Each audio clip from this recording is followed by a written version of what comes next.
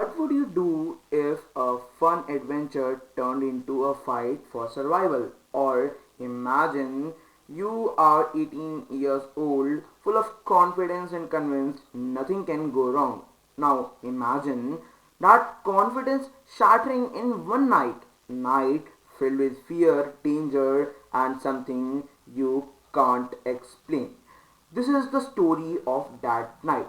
This is the story of three friends who learned the hard way that some places are better left unexplored. Stay tuned because what happened next will leave you on the edge of your seat.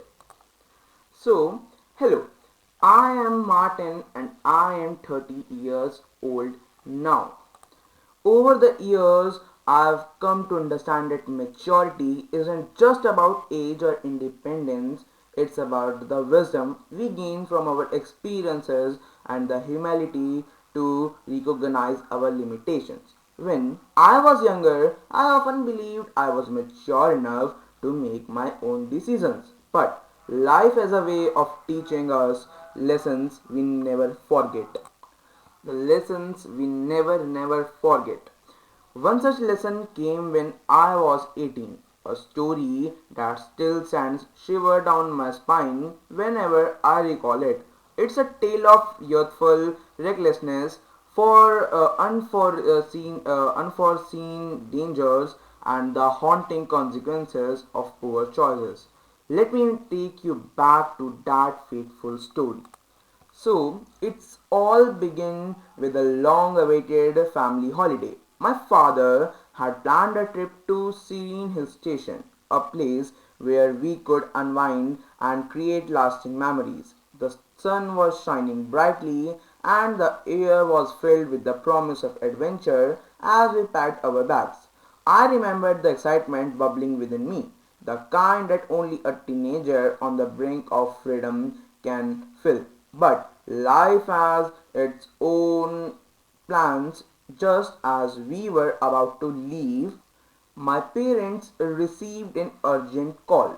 A critical business trip demanded their immediate attention, and they had no choice but to cancel our vacation.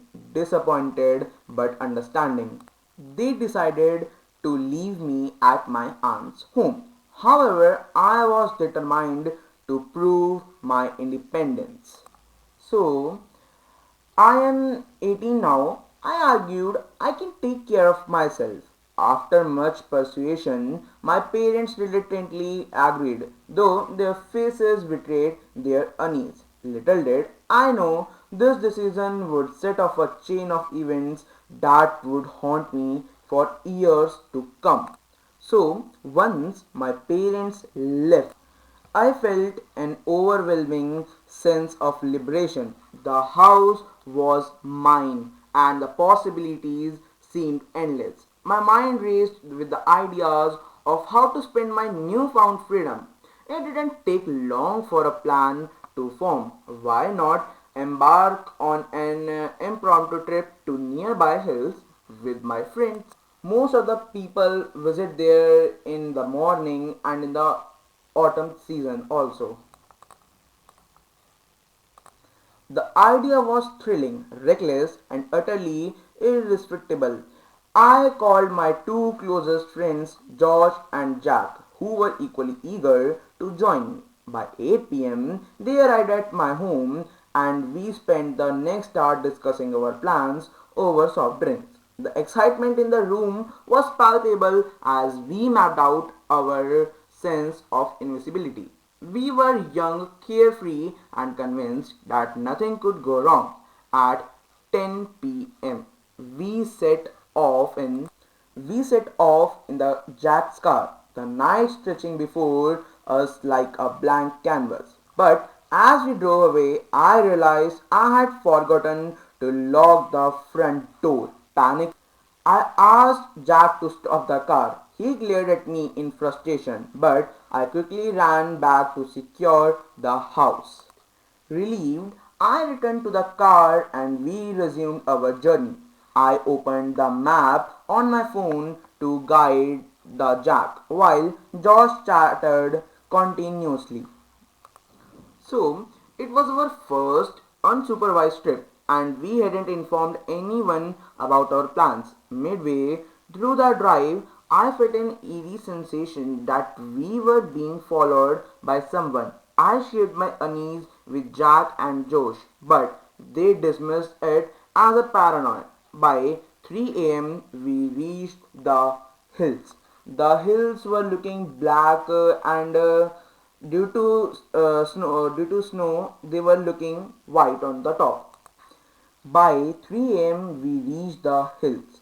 Exhausted but exhilarated, George suggested we trek to the summit and plant our gang flag as a symbol of our adventure. Eagerly, I agreed. We parked the car safely and began searching for a motel to rest for the night. Unfortunately, all the motels were fully booked, leaving us no choice but to sleep in the car. As I was about to drift off, I noticed a truck pulling up nearby. Several individuals stepped out carrying strange ritualistic objects. I was really scared this time. A wave of terror washed over me. I held my breath and woke Josh and Jack, who were equally horrified. We huddled together, too scared to move, and covered the car windows to avoid being seen. Somehow we managed to fall asleep that night, the night which was full of horror. The next morning, we woke up late and tried to shake off the lingering dread from the previous night.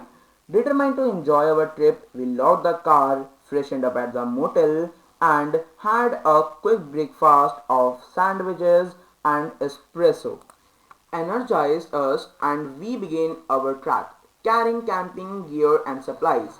I couldn't shake the nagging worry that my neighbors might inform my parents of my absence, but I pushed the thought aside and focused on the adventure. Around noon, Josh suggested me to check the map to avoid losing our way as I studied it an unexpressible sense of foreboding crept caused me. My instinct screamed that something was wrong, but I ignored them, dismissing it as irrational fear. After 5 hours of trekking, we reached to the a fork in the tail. Confused, we chose the left part, only to realize we were hopelessly lost. The dense forest and the possibility of encountering dangerous animals heightened our anxiety. Josh, then scared, he shared a chilling story about his grandma had that he she had told him about the hills being haunted and a site of illegal activities. Jack and I quickly silenced him, but his words lingered in our minds. As darkness fell, we stumbled upon an old uh, house. Despite its eerie appearance, we had no other shelter from the sudden downpour. We knocked on the door and a frail voice responded, "Who's there?" I explained our predicament and the elderly woman reluctantly allowed us to stay for the night. The house exuded an unsettling atmosphere, but we had no other option left. We settled into a room on the first floor where the Jack voiced his suspicions about the place. He handed us knives for protection and we braced ourselves for the night. At around 10 p.m., we heard strange noises outside our room. Josh called out, but there was no response. The noises grew louder, and soon a man began pounding on the door, shouting, "We will sacrifice all of you to our God today." Panic set there. As we realized the gravity of our situation, I quickly devised a plan. Josh and Jock would ambush the intruders from the behind the door while I confronted them. When the door finally gave way, a masked butcher wielding a knife and a rope lunged at us. Acting on instinct, I attacked him, while Josh and Jack subdued the others. Injured but determined, we tied up our captors and fled into the night. Exhausted and bleeding, we ran for miles, but Josh eventually collapsed from his injuries. As we struggled to carry him, we were captured by a group of men, throwing us into a makeshift prison. They beat us mercilessly and I lost consciousness. When I awoke, we were being transported in a car, guarded by armed men.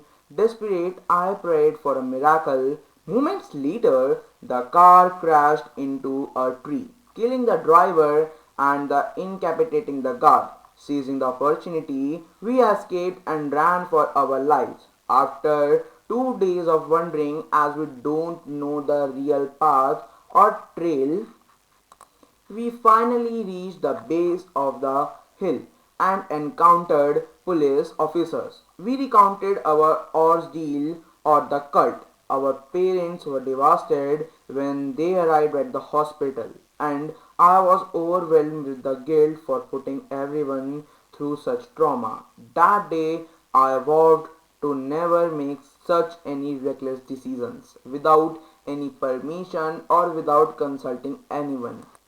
Even I am a army general now, I occasionally search the hills for answers, but nothing has ever been found. The experience remains detached in my mind, a haunting reminder of how one impulsive decision can lead to unimaginable consequences. It taught me the importance of humility, the value of parental guidance, and the weight of responsibility. To this day, a mere mention of those hills sends a chill down my spine, a testament to the enduring impact of that hollowing adventure. Thank you for your cooperation, that you have listened my story with full of suspense, and make sure that you will like, subscribe and share my channel to other people who wanted to read this. And also I have published my stories on the Booksy app, and you all can read it properly, as I have just give you a summary about the story. Hope so you all like the story. Thank you very much, and I will publish my another story summary like this in another video, which I will publish in some days. And please like, share and subscribe me and support me as you can for publishing new stories and like this video and more videos I will publish for you. Thank you.